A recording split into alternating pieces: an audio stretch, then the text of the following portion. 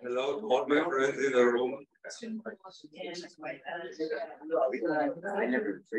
Welcome everybody, wherever you are here and in Zoom lands around the world. My name is Gideon Ofrat, I'm the lecturer.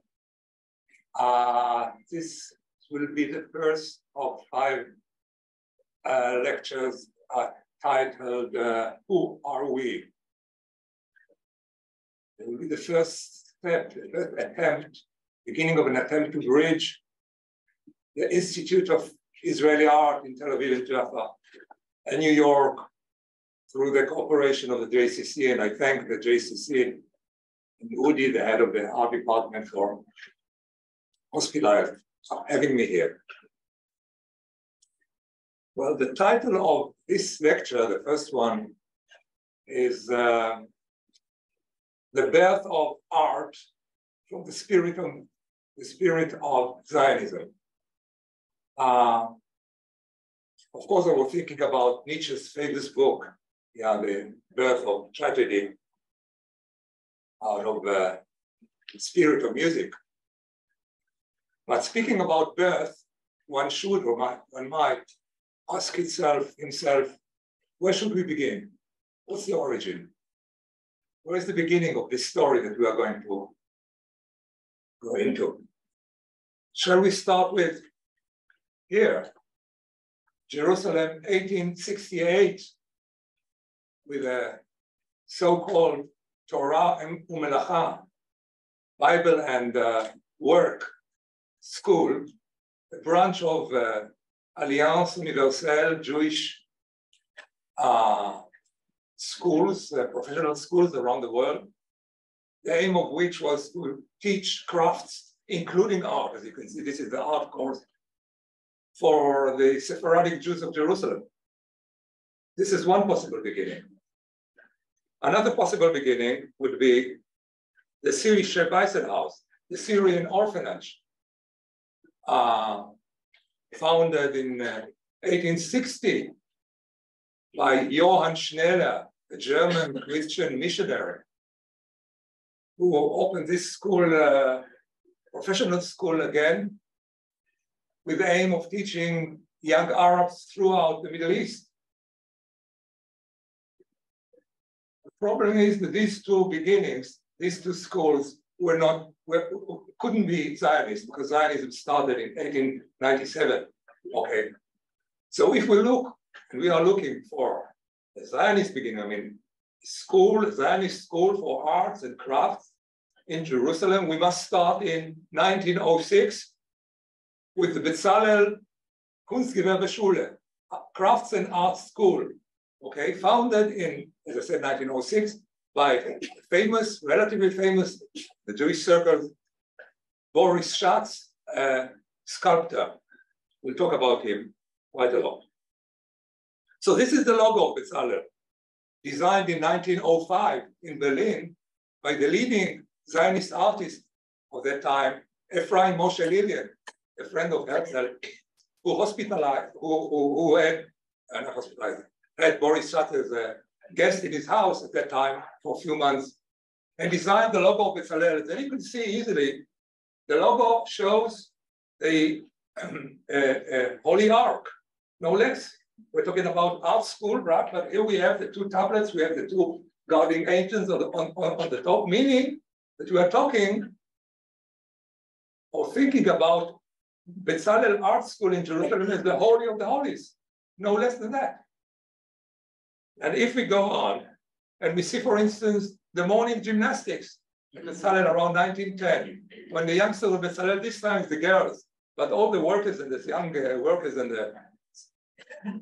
the students of Bezalel would start the morning with gymnastics lesson with Mr. Yaritz here as the gymnastic teacher, because we are looking for the muscle Jew, the Jew of muscles, as was coined by Max Nordau at that time, the new Jew. Here you see Boris Schatz. You'll see him a lot. You'll see him almost in all the pictures that I'm going to show you. Okay. The thing is for me, the main thing is for me that the morning Jim would start with the anthem of Bezalel. Okay, and the anthem would go like that. Betzalel, Betzalel, our future, our aspiration, Betzalel, Betzalel, hope of our land and nation. Okay? So no less than that. We're talking about very high aspiration, very high aim of the school.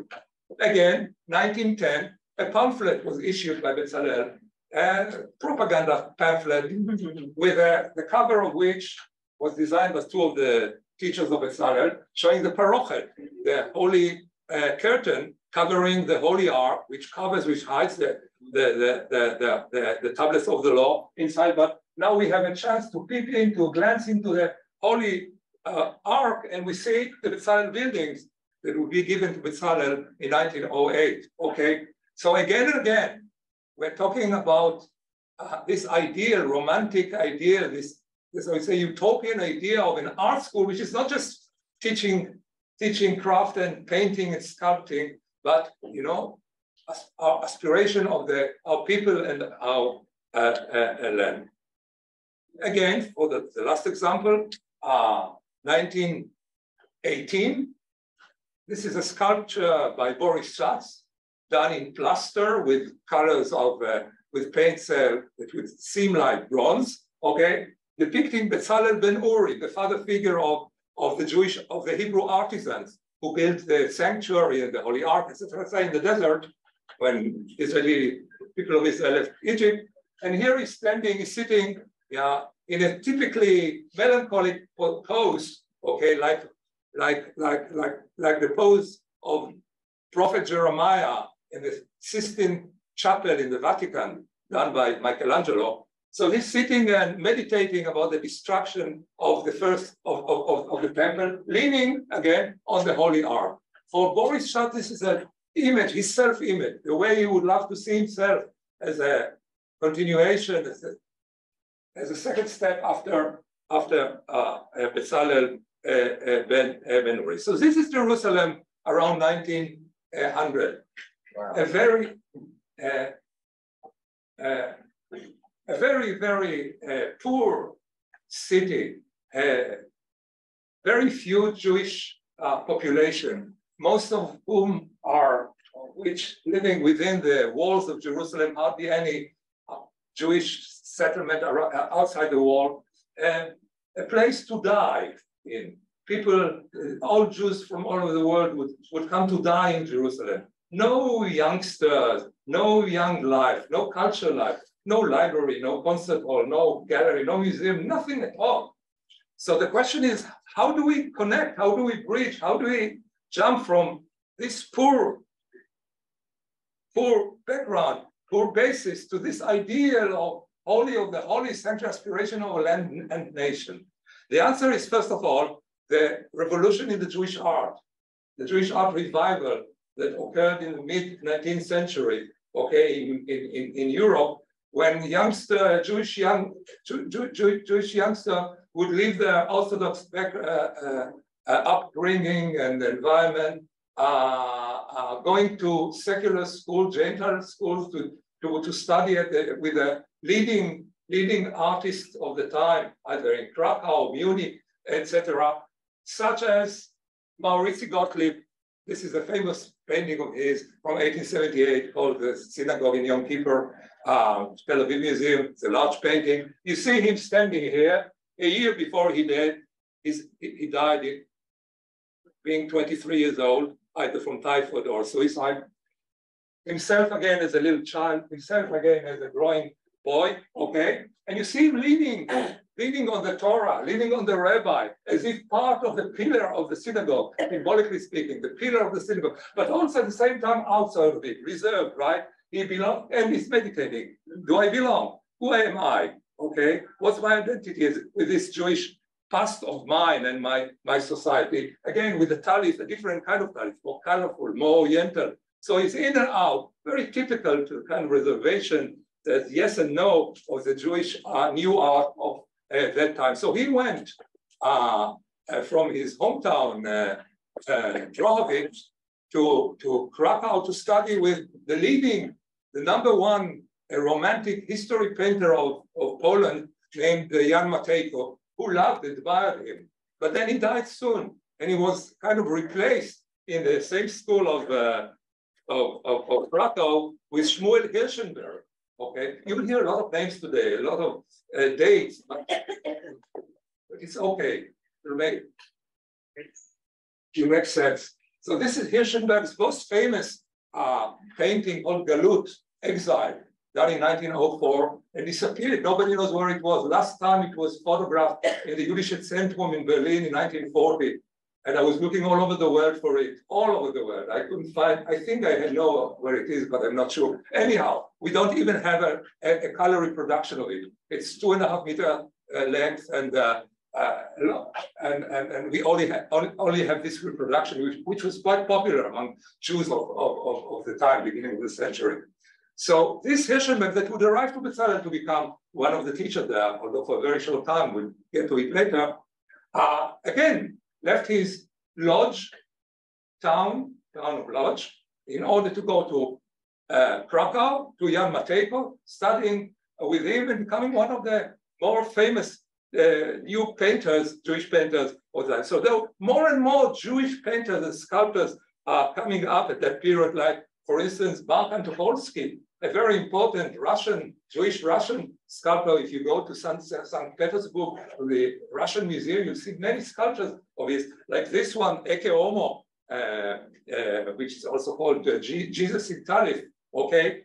A copy of which in the Haifa Museum, I found it by mistake hiding in a cupboard. Okay? Okay. It was very heavy. To take it out, it was so heavy. Anyhow, he would be Boris Schatz's teacher later on, a very famous one. So with all these new Jewish artists, they're involved, if you want, from this trunk of new Jewish art, they're involved a branch of Zionist art. Okay, of Zionist art is a group of mostly mediocre graphic designers, but some of them were important new Jewish artists that would be in the service of the Zionist offices, either in Düsseldorf or Berlin, etc., etc. Like this example of Emil Ranzenhofer. Nobody knows about him apart from myself, but there's a little alley on his name, after his name in Vienna. He was a Viennese Austrian Jewish artist, a great admirer of Herzl, and once Herzl died in 1904, he stopped doing things for the Zionist movement. But here we are in 1903, and this is the postcard for the 6th Zionist Congress. And you see him in a very Art Nouveau, Jugendstil style, you know, with the interweaving branches, etc., lines. You see this lady of Zion, the daughter of Zion, you know, coming up from the land as if she was Demeter, the goddess of crop, blessing the new Jew in the form of the chalutz, of the pioneer. Or if Emil Ranzenhofer was, let's say, number 2 or 3 among the or 4 or 5 of the Zionist artists, the number 1 was, again, Fly Moshe Lilien, whose name we'll repeat here more and more. Although he was not teaching in Bezalel, but he helped forming Bezalel at the beginning. He was very fond of Herzl, and Herzl was very fond of him. He would call him meine Lilien, yeah, my lilies, okay, flowers. So in return, Lilien depicted him either as, you see, as maybe King David with the harp, okay, walking in somewhere in a other world, winged, following a very handsome angel blowing a shofar of redemption, okay. Same Lilien would again and again, especially in his illustrations of the Bible from 1908 to 1912, yeah, would depict Herzl or depict Moses and other biblical figures in the shape of Herzl with Syrian beard and hat, okay, standing with a big halo, okay, in between 2 eruptions of volcanics, yeah, on both sides. Or again, it's Moses throwing the tablets with Mount Fuji and Mount Sinai at the background, or King Hezekiah, one say? Chizkiyahu, it's easier to say Chizkiyahu. Or even as Joshua, okay, with Oriental attire. So Herzl was very prominent or very frequent guest in the early works of Ephraim Moshe Lilien. This is a postcard that Lilien designed for the 5th Zionist. This is very important Zionist Congress, the one in Basel. Of course, this is the old Jew surrounded with thorns of the exiles, diaspora in front, and on the other side, his son, the new Jew plowing the land towards the rising sun, sun symbol of the new history of the Jews. So at the end of this 5th Congress, there was a very vivid and even tensed discussion about what's the role, what's the identity, what's this new Jewish art and Zionist art, what is it for? What shape should it take? What direction should it take? And there were several answers. One answer was, although he didn't speak at that college, he just was sitting there, Herzl, this is a relief plaster and then later a copper relief that Boris Schatz created following the death of Herzl in 1904, showing Herzl with this profile after a famous Hermann Struck. I mentioned names that are important. I can't go into the details of each name, but Hermann Struck was a leading German artist, or a Jewish German artist in Berlin, teacher of many younger artists who would make Aliyah to Eretz Israel. And next to Herzl, Moses on Mount Nebo, looking, watching the land that he would not enter, like Herzl, that would not see his Jüdische Stadt, coming through in his own life. Herzl disliked this whole business of Jewish art, the new artists. He was interested in political Zionism, in practical Zionism. He didn't want to hear about artists and art. Almost didn't, because I know what I'm going to tell you later. But in his diaries from 1898, you could find the line, "We should see to it that works of art serve our national cause." All right? As to Boris Schatz himself, who didn't attend that 5th Zionist Congress, in 1924, he would publish a booklet of his aphorisms, okay, about art, life, history, etc., Jewish art. And he would write, national art is that which stems out of the artist's heart so as to become one with the nation's heart. So in a way, he was agreeing with Herzl's thought about art in the service of the society. Much more than that, in the same direction was Max Nordau, number 2 in the Zionist hierarchy of that time, a close friend of, a supporter of Herzl.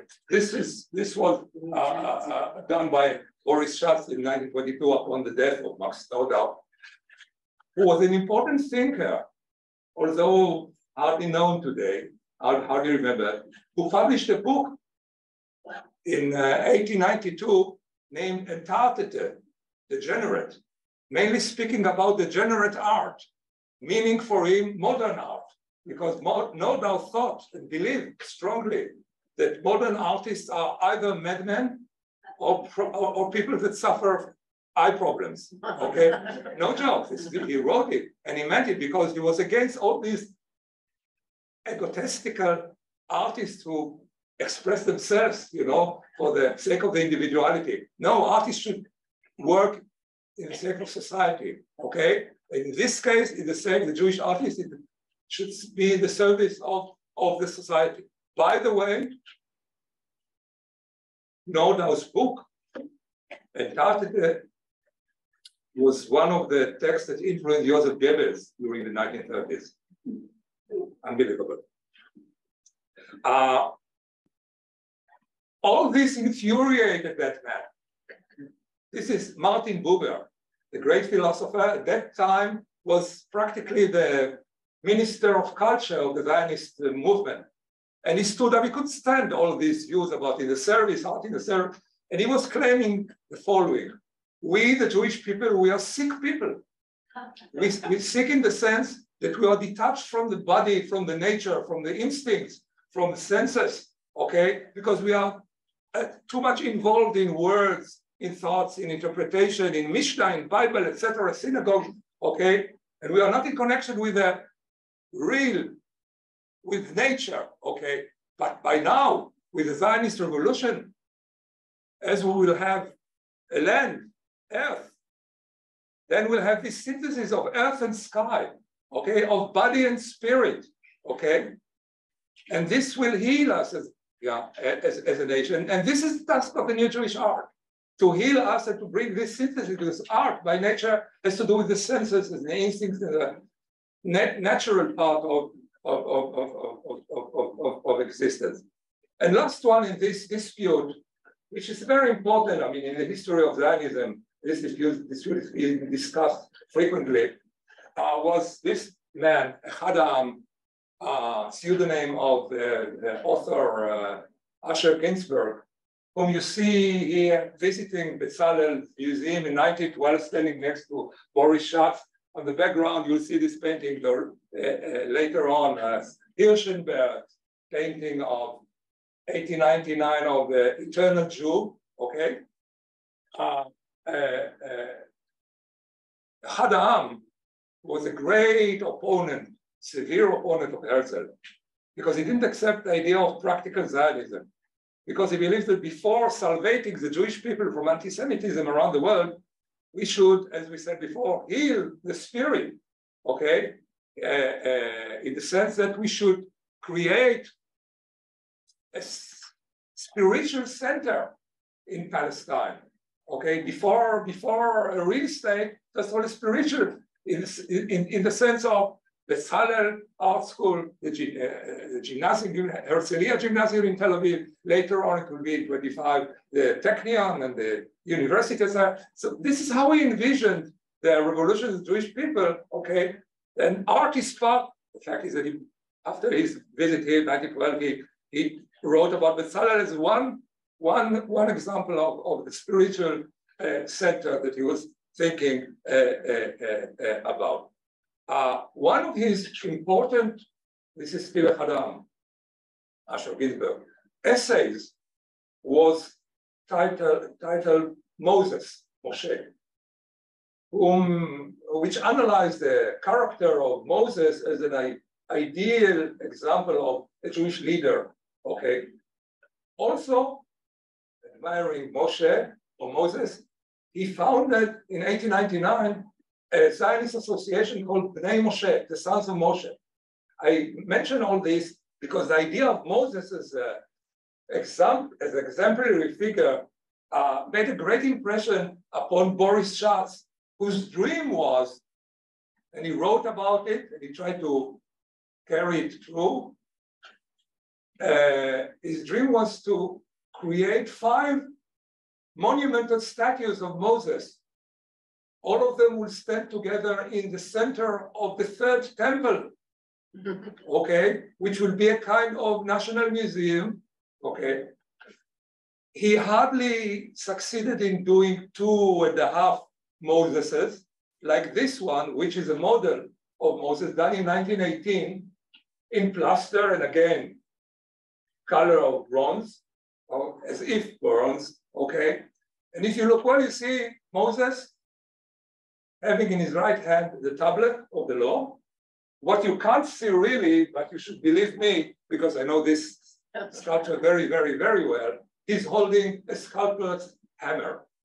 So here you have the synthesis, the duality of the artist and the prophet, which was for Boris Schatz a self-image, an ideal image about himself. He would like to see himself as a prophet and an artist at the same time.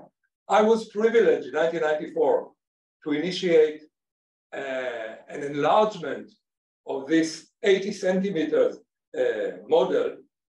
I enlarged it, I found somebody that enlarged it to almost 3 meters high, cast it in bronze, and installed it in Tel Chai, it's small, should have allowed it, I forgot.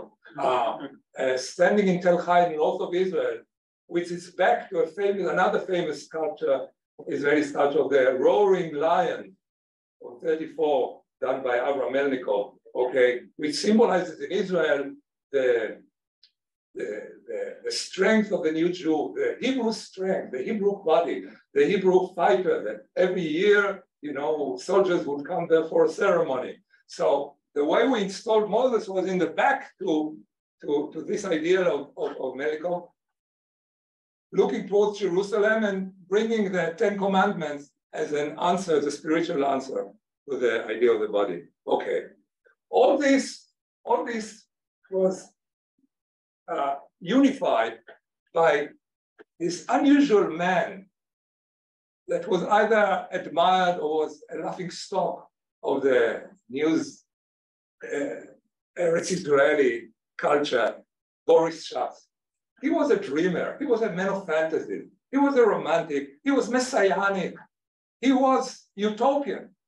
And in 1917, while sitting in jail in Damascus, to which he was exiled by the Turk, the Ottomans from Jerusalem, typically for him, he's in jail and he's writing a book of utopia named, as you can read, Jerusalem Rebuilt, Yerushalayim Abnuya, talking about describing, before describing, in his book, he's sitting on the roof of Bezalel building, which you'll acquaint soon, with the menorah, the temple menorah next to him, because Boris Schatz installed a wooden menorah on the roof of Bezalel, made of wood. I said wooden, so he was sitting and enjoying the good afternoons of Jerusalem in the summer, when suddenly he sees in front of himself Bezalel Ben Uri.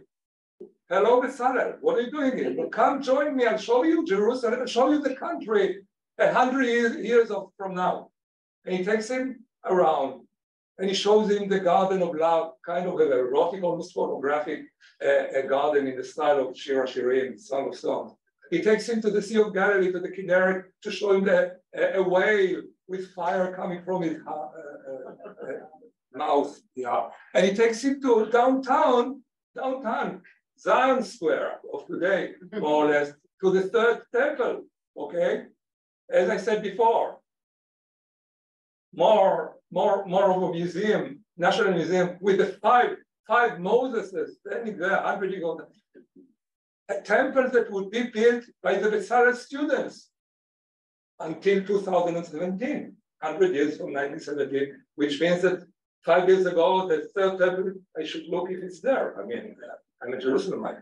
But, and Boris Schatz describes the way the guide leading a group of children around the museum, and then they come to the center and say, she tells them, you see, these Moses sculptures, they were done by our Uncle Boris. Okay, and the children are very happy.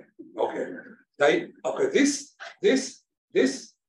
utopianism was deeply influenced by the utopia of an English artist named William Morris, who's a carpet goblin medieval style from 1885. You see now. Well, William Morris wrote a utopia in 1888 called News from Nowhere, describing ideal society, post-revolution, socialist society, equality society, everybody sharing everything, and everybody's preparing for himself and herself, their own needs, no exploitation, ideal society.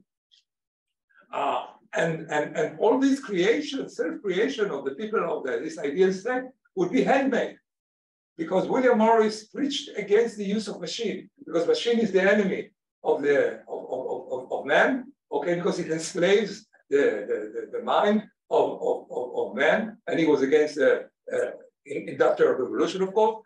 This idea would be adopted totally by Boris Schatz of Bezalel, considering Bezalel a place of handworks only, no machine. The machine will enter Bezalel only later when the Yekes, the German immigrants will arrive in 35 and opened the new Bezalel. But this is another story altogether, another lecture that we won't lecture here.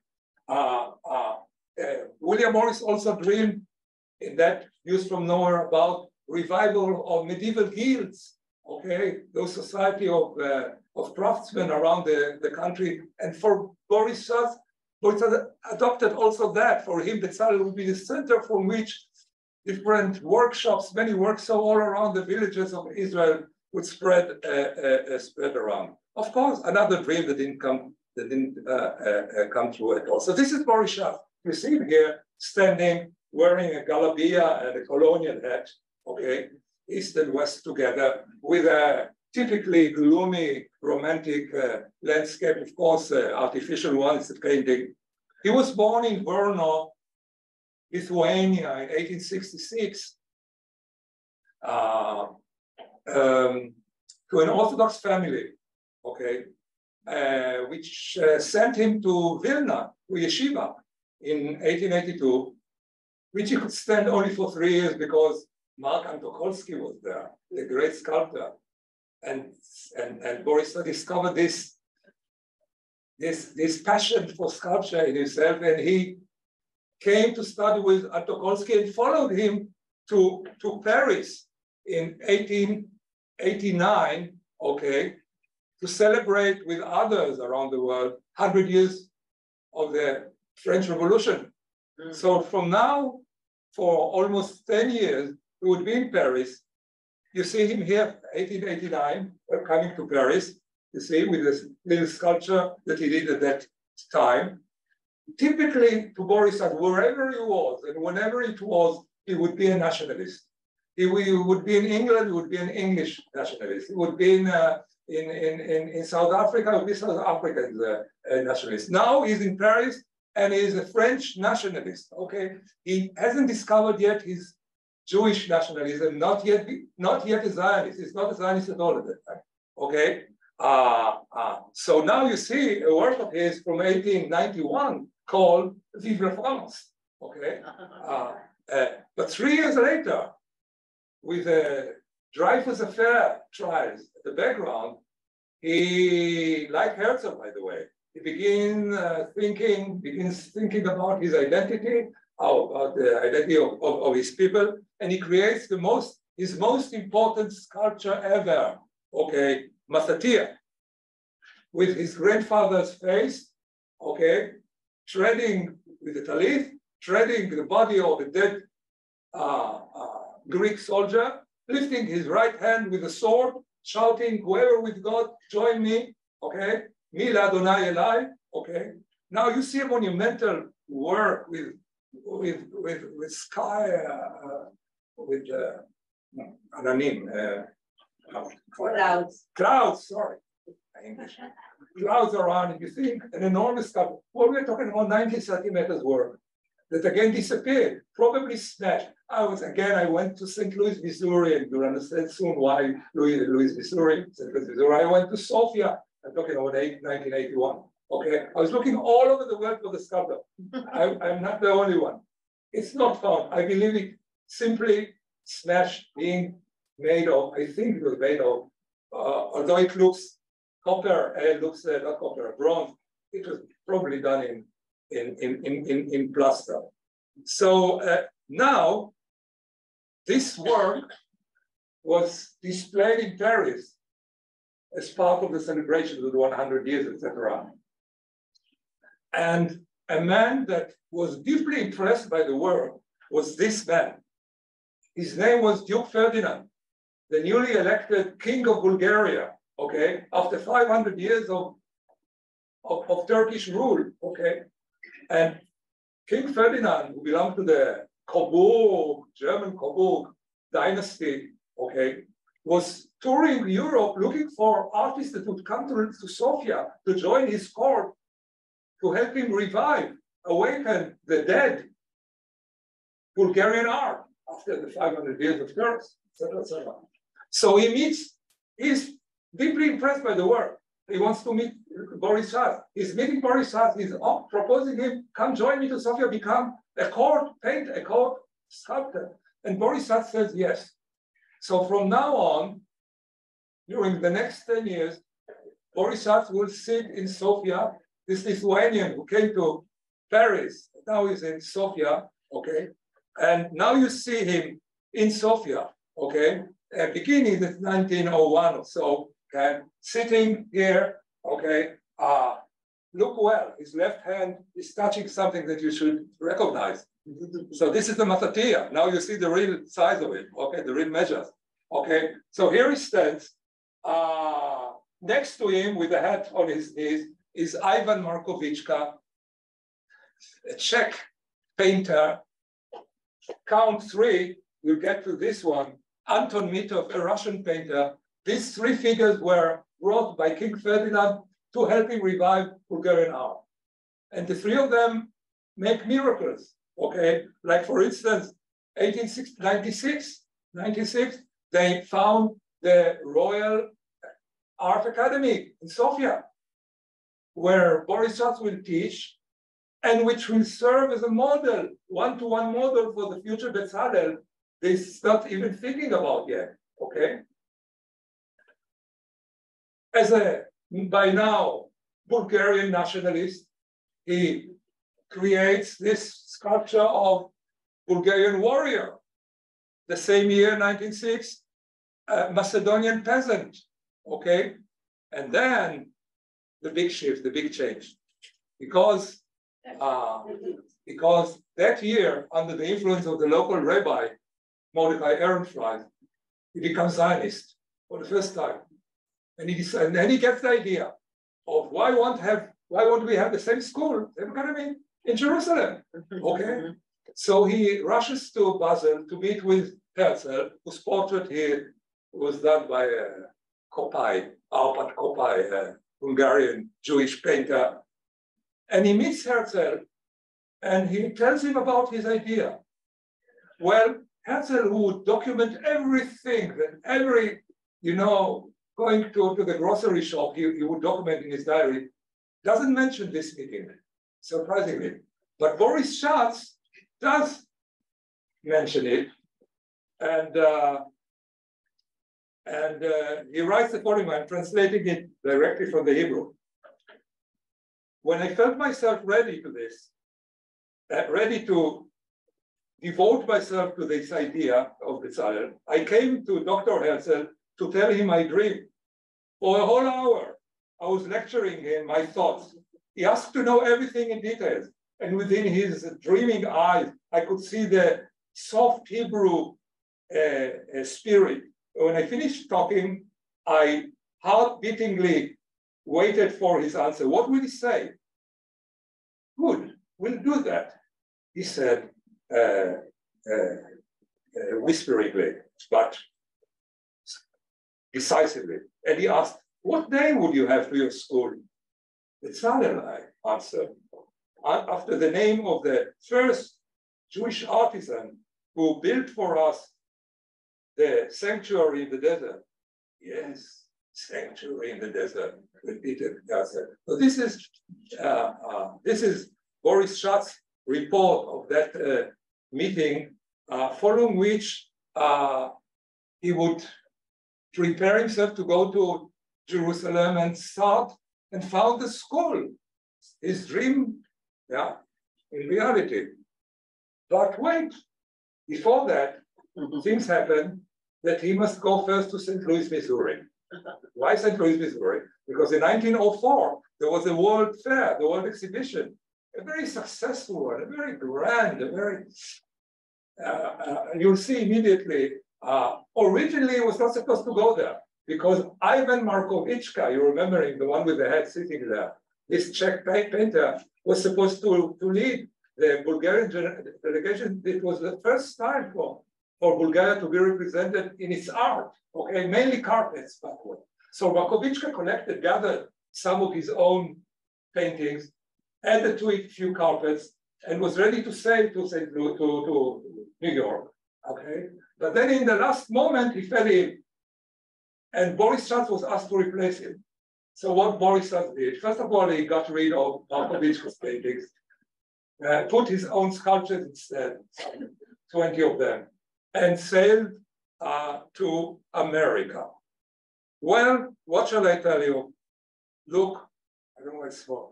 Can you see? Yeah. Look at this. This unbelievable.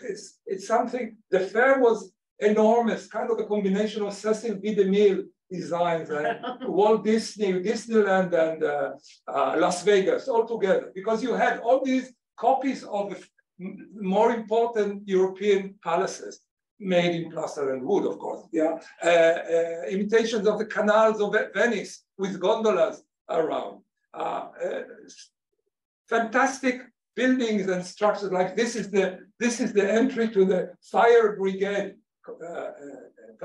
pavilion. Okay, very baroque, very neoclassical, and all very ornamental, very rich. Okay, very impressive. All right, and here you have the Bulgarian pavilion. Okay, if you look for Boris Schatz, you'll find him standing here. This is him. Okay, okay, sorry. Okay, in the middle, of course, a statue of King Ferdinand that you can recognize.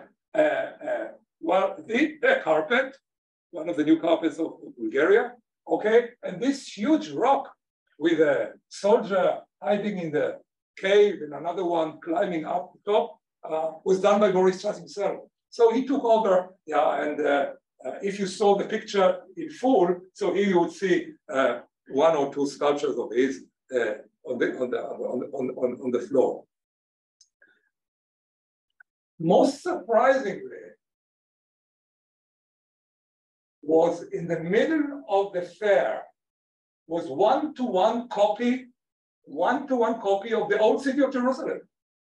Okay, a copy of the Dome of the Rock, a copy of the Wailing Wall, a copy of the Holy Sepulchre, okay, etc., with 100 real authentic Arabs being shipped from Cairo, together with 100 camels, okay, that will stroll around in this beautiful new Jerusalem, unlike the dirty Jerusalem of that time. And Boris Schatz was in the sky. His heart was boiling with enthusiasm. This is the Jerusalem that I want. This is where I'm going to build it. Herzl promised me. Herzl said I can do it. He said sanctuary in the desert. But alas, while in St. Louis, he gets the news of Herzl's death. Okay, and this is a plaster relief that he did in for the people mourning the death of Herzl. What shall he do? He was very desperate. He felt lost.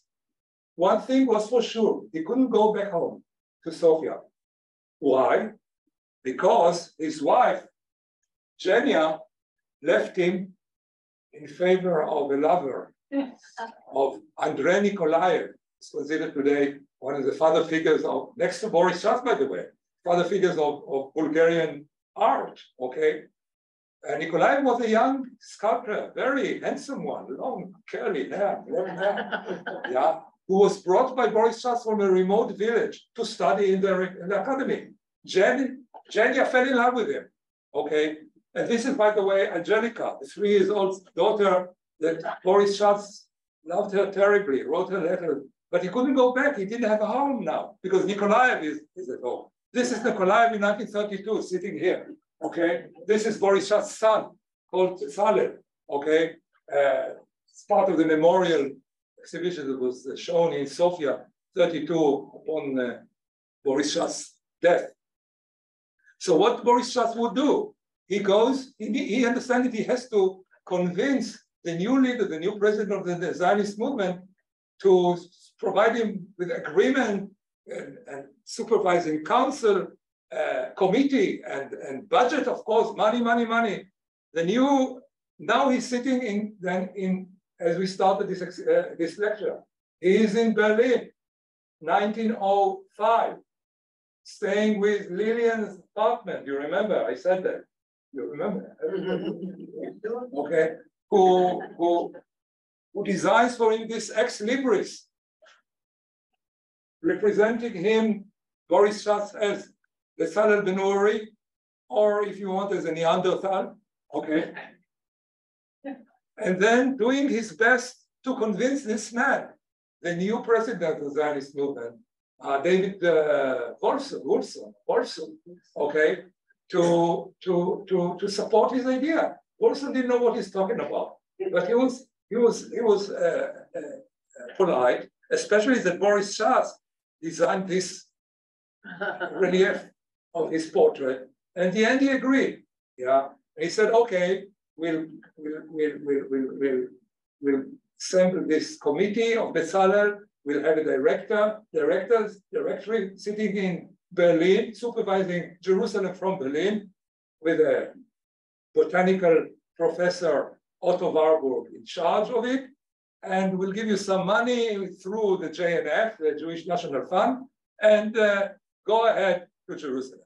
Thus, in beginning of 1906, Boris Schatz arrives to Jerusalem, together with, this is Boris Schatz, and this is Lillian, who joined him for a few months until he had a terrible row with Boris Schatz. He couldn't stand it anymore. He went back to Berlin, although very influential on the students and the teachers of the Salem. By now, in coming to Jerusalem, the JNF gave Boris Schatz Bezalel a building in Ethiopia Road. If you were in Jerusalem, you know, one of the more beautiful roads of Jerusalem. At that time, the same road that Eliezer Ben Yehuda, Hebrew language reviver, was living, was a supporter with his newspaper of Bezalel.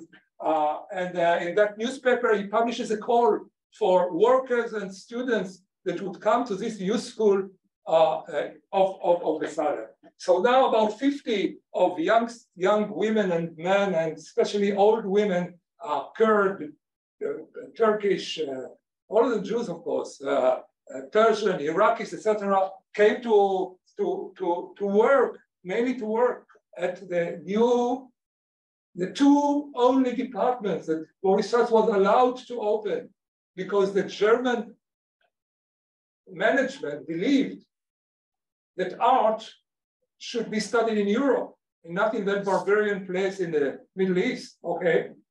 And all we need in that school is teaching the profession for the unemployed Jews of Jerusalem, the poor people. So you should have only two departments. Carpets department, okay, with cheap weavers, okay, cheap working, cheap salary, and metal, silver department for jewelry, mainly by Yemenites. So before going into that, let me add, Boris Schatz brought with him from Sofia 3 of his more excellent students. 2 of them would become leading teachers in Bezalel. One was called Shmuel Davidov, changed his name to Ben David, son of David, who specialized in cloth application, like this one, Elijah being fed by crowds, or Shmuel Ophel, Shmuel Levi, who changed his name to Shmuel Levi Ophel. Ophel in Hebrew means darkness, because he believed, he wrote about it, that life is dark. Okay, so that's a painting of Ethiopians going to the church. The third one Albert Rubin went back immediately to Paris, where he made a relative career. Was an excellent draftsman. It's a very good drawing, academic one though, of that he did already in Sofia. So we are in Ethiopia Road, inside this building of Bezalel that has these 2 departments and some courses in these venues. In the middle of that building, an enormous statue of Messiah reawakening, okay, unchaining, okay, that disappeared. Probably it has to be in the stores of Israel Museum and no one finds it. Okay, it was a statue done by Klitzenstein in 1907. But after less than 2 years, in 1908, the JNF gives Bezalel these 2 buildings that exist there until today. Originally, before that, they served as an orphanage, an Arab orphanage. Today, still in this building, Bezalel architecture department located, and here today is the artist's house. Okay, before it was the Bezalel National Museum, which moved to next to Israel Museum. So Israel Museum started here and started by Boris Schatz, as you learn soon. Okay, now you see these two buildings in 1910, 2 years before installing of the menorah on the top. Okay, so here is Boris Schatz having a discussion with Lachowski, a teacher who came for 1 year from Warsaw. And here you have something is strange with this machine. It shrinks and it, I don't know, because originally the photograph should be larger. You have an example of a sample of the carpets department with mainly women, young and older women, weavers, of course, with national symbols, Zionist symbols, like this one, for instance. You see the Tower of David, David's kingdom, the place of the temple, the Dome of the Rock. All these are yearnings for past and for our far future. And in the middle, of course, this Art Nouveau, this Jugendstil menorah. These carpets were aimed to be sold in Berlin to the Jewish bourgeoisie, who hated these carpets because they were assimilated Jews. They didn't want to be reminded of the Judaism, let alone the Zionism. So you understand that commercially speaking, financially speaking, Bezalel was a total failure right from the beginning. Of course, these carpets that carried Hebrew language was accepted with hostility in Berlin. So now you have this photo of the metal department. It was a silver filigree work done by males, Yemenites, mainly children, but also adults and more than adults. But look here, this is an Ashkenazi guy. Okay, he's the supervisor. Supervisor Ashkenazi, of course. Okay, named Shmuel Persov. Okay, and at that time, the Yemenites adored Boris Schatz. They thought they called him a messiah. So, being a messiah, Boris Schatz had an idea of bringing 12 families of Jewish Jewelers from Sana'a, from Yemen, founding a Bezalel colony in Ben Shemen, midway between Tel Aviv and Jerusalem. Okay, and Boris Schatz disguised himself as a Yemen, okay, and went to Sana'a and brought back 12 families to whom the JNF gave 5 houses in Ben Shemen. The houses still exist there. Okay, this is the inauguration of the Bezalel colony in 1910. All right, each house of the 5 houses served 2 families of Yemenites who were supposed to work the land in the morning and create jewelry in the afternoon. When Yemenites didn't like working the land, because not in the blood at all, okay? They were very orthodox. All they wanted is synagogue and a mikveh and doing the handwork. Next to each house, Boris Schatz planted a vine tree and a fig tree, according to Ish Tachat Gafno V'Tachat Tenato. The happy man should live under a fig tree and a vine tree, okay? One thing he forgot, as I read in the diary of Arthur Rupin, he forgot to provide irrigation water. So the plants withered within a week or 2, and the Yemenites would, in night times, would flee to Jerusalem. They hated this idea, and they went to join their families in the Yemenite neighborhood of Jerusalem called Mishkenot. Okay, so practically the colony lasted 4 years until 1914, and the dream ended as soon as it was created. But in the meantime, works like this were done there. Look how delicate,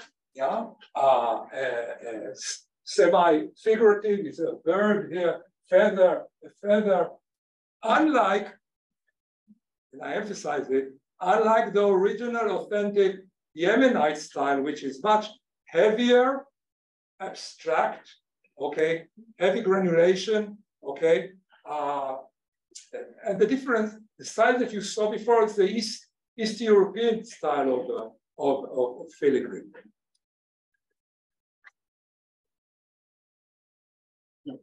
Boris Shas couldn't be, couldn't have two departments only. It was too small. And it was a great opposition, like great fight evolved between Jerusalem and Berlin, like a world war, yeah, between Jerusalem and Berlin during the first 15 years of Bezalel, where Boris Shas simply wouldn't listen, wouldn't obey the orders that would come from Berlin.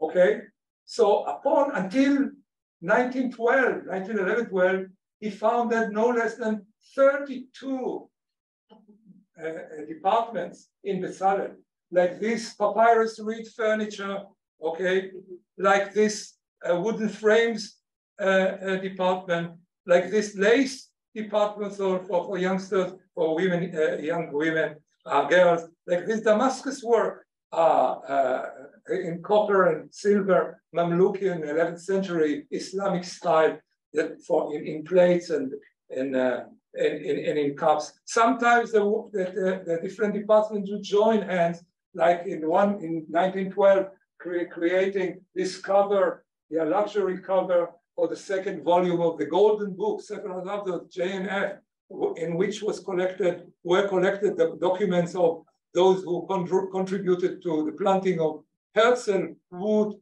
again in Ben Shemen. So you can see that you have, these originally are in ivory, and of course the copper relief representing a Yemenite,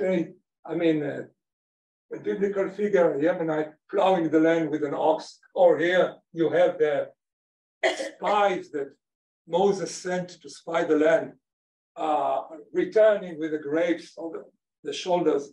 And of course, the two columns of the temple, called Yachin and Boaz, okay, being represented here in the shape of St. Peter's Cathedral in Vatican, in Rome. And you had a sculpture department, as you can see, very academic, as if the same sculpture was produced by machine, okay, with this exception, one exception here. And a drawing department or lesson, okay, with Boris Shas standing here, and daily Yemenite that was hired,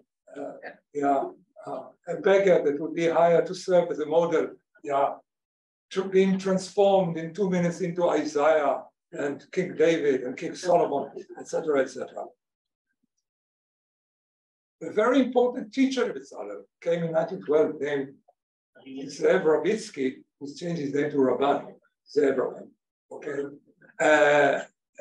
he would first be the head of the copper department, but later on make a big name, make a reputation with his 1923 illustrations to Song of Songs, which were very ornamental, very decorative, very Art Nouveau, very much symbolistic in the style of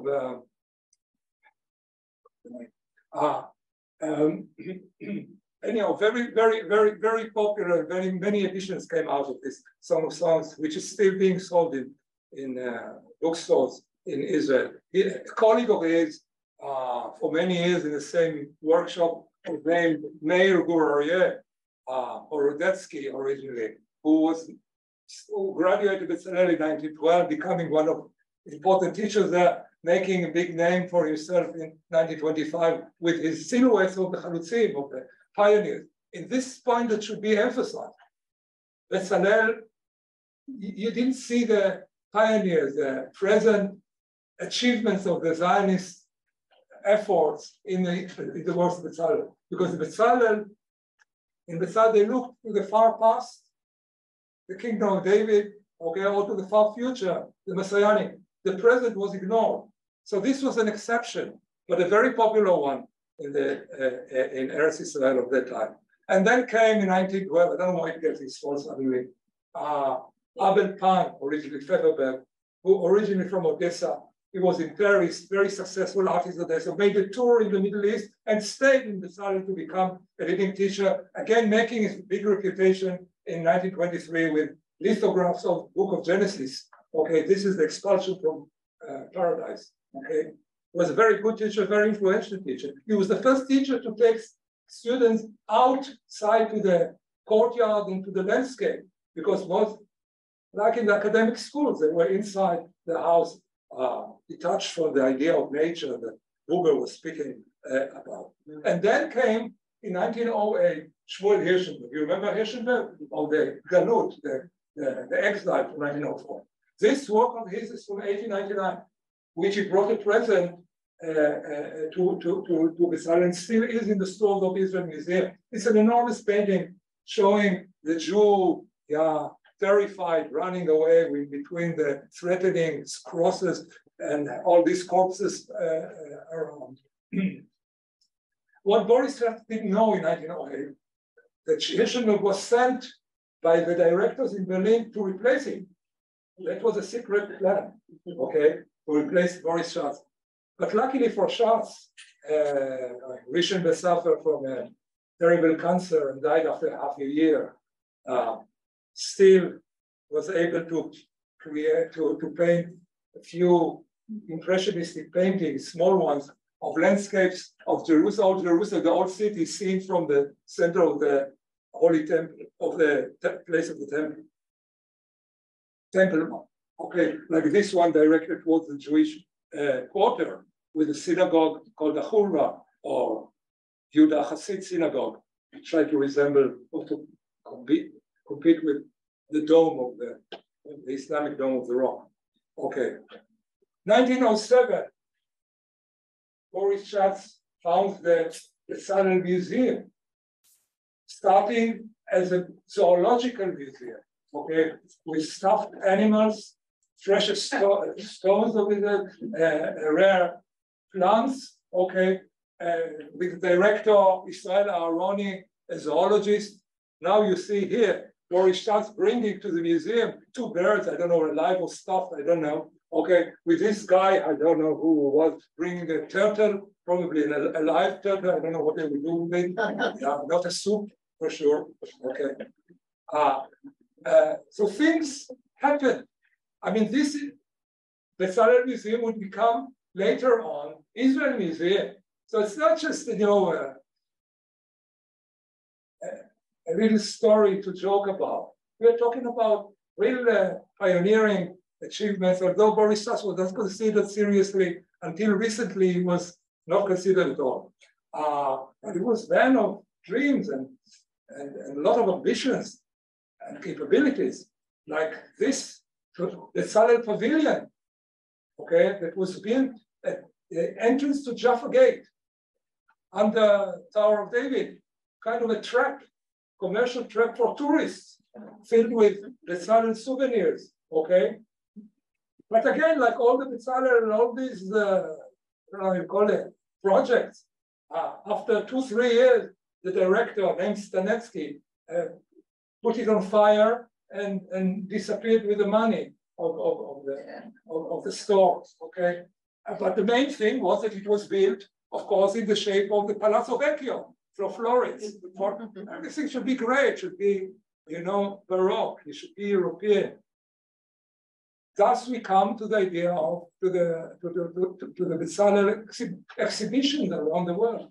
Boris Schatz, between 1910 to 14, and later on another one, would go from one country to another, Poland, Romania. Here you are in Odessa, 1911, okay, in the Alexandronic Garden, a Bezalel exhibition. A great Zionist success among the Jews that arrived. Total failure as a commercial. Here you see Boris Schatz sitting in London in a bazaar trying to sell the Bezalel carpets. Yeah, hardly sold at all. Okay, 1914, Madison Square Garden. Here, okay, a great, huge exhibition of Bezalel. Look at its success. I mean, Bezalel idea was adored, seen really as a miracle. Boris Schatz was considered really a messianic figure, nicknamed Rabbi Bezalel. That was his name among people. But hardly people bought works. So, okay, and financially it was a disaster. Okay, although poems were written, famous Zionist authors and poets wrote poems about Bezalel. Nothing really happened. But in the meantime, the war broke, okay? First World War, which was really disastrous, because many of the students were recruited to the Turkish army. And one of them was eaten by wolves in the Caucasian mountain. Boris Schatz and Rabban were expelled. Boris Schatz was jailed, you remember, in Damascus. Rabban was exiled to Migdal, next to the Kinneret Sea of Galilee. Hunger in Bezalel. Hardly Bezalel existed during the 4 years of the 5 years of the war. But in the meantime, those who stayed joined forces to prepare several masterpieces to the future redemptive exhibition for Bezalel. So they believe it will be shown again in New York in 1925. So during that time of the war, they, for instance, worked on this Holy Ark, the different departments, okay? That work itself is today in the Spettis Museum in Chicago, okay? Here you see the supervisor, Ze'ev Rabban, that's him. He supervised the work, which gathered together different departments. And this work is the chair of Elijah chair, which belongs to Israel Museum. Again, you see here the ivory department providing these plaques and these words here. And here and there you have the carpets department, and here you have the copper relief department with it's the binding of Isaac picture, etc. So all of these were prepared during the war. But we are not far from the end of the lecture.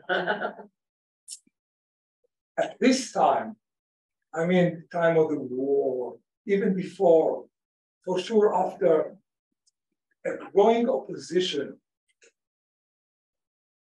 was evolving from the direction of Tel Aviv. We didn't say Tel Aviv until now. Tel Aviv was founded in 1909.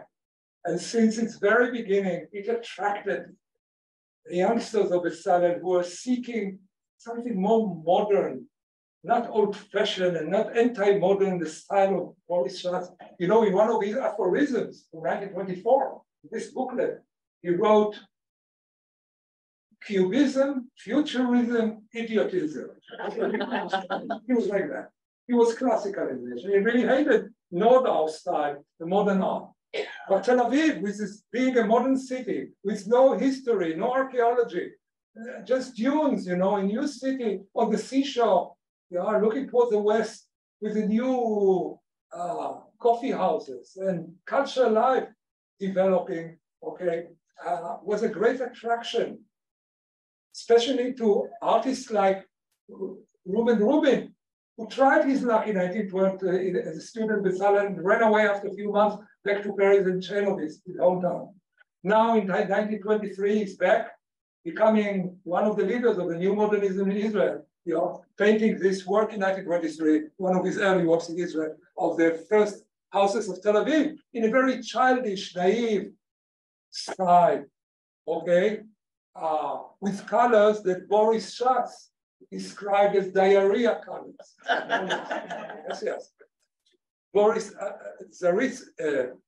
Rubin and his modern friends, joined by the young students who ran away from Bezalel to join them in Tel Aviv with some important modernist exhibitions in Tel Aviv, had now an important place in Jerusalem to show their works, because the Tower of David was cleaned to serve exhibitions. Boris Schatz, this is one of the ones. Boris Schatz was sure that this exhibition in the Tower of David, known as the Migdal David exhibition, Tower of David exhibition, would be his victorious path, the victory path of Bezalel. And to his dismay, what he could see is how his Bezalel is shrinking and disappearing from the stage, whereas the new modernists are being hailed and admired as a future and the real art of Israel, which for Boris Schatz was not a reason to be desperate, because Boris Schatz was the kind of man, the more things went bad, he was more dreaming and more hopeful and more fantasizing. So now in 925, 26, he envisioned Merkaz Bezalel, center of Bezalel, also called Nave Bezalel, as a center for the world leading Jewish artists who would open their workshops physically around Bezalel, with Bezalel having this Baroque, fantastic Versailles-like fence around. That was a dream, nothing happened. Jews sent letters, I read them, promising to arrive. None of them arrived. The fence was never built, of course, and Boris Schatz became more and more ill. More and more ill. He was not that old. He was being born in 1866, so the 20s is around 60 years old, but very ill. Especially that the JNF hinted at lowering the budget, cutting the budget, and until in 1929, Boris Schatz sees his life work being ended. And what he does, he collects his own works, sculptures, and some scores of souvenirs, Bezalel souvenirs. He believes America will be the solution, American Jewry. He will go back to America. He will hire a car with his son, Bezalel, to which a wagon will be attached to the back with these works of his and of the Bezalel students, okay? And he would move from one congregation to another, trying to sell the works in Pittsburgh, in New York, in St. Louis, in Boston, and in Denver, Colorado. He has a brain hemorrhage, and soon he dies. For half a year, his body is lying in the morgue without the money to send his body to be buried in Jerusalem. Only, we're talking 32, so only in 33, the body was shipped and was buried in a mound of bodies. So here you see Boris Schatz, last picture, waving to you, goodbye. Parallel to him, I'm waving goodbye to you and I'm thanking you for coming to this lecture.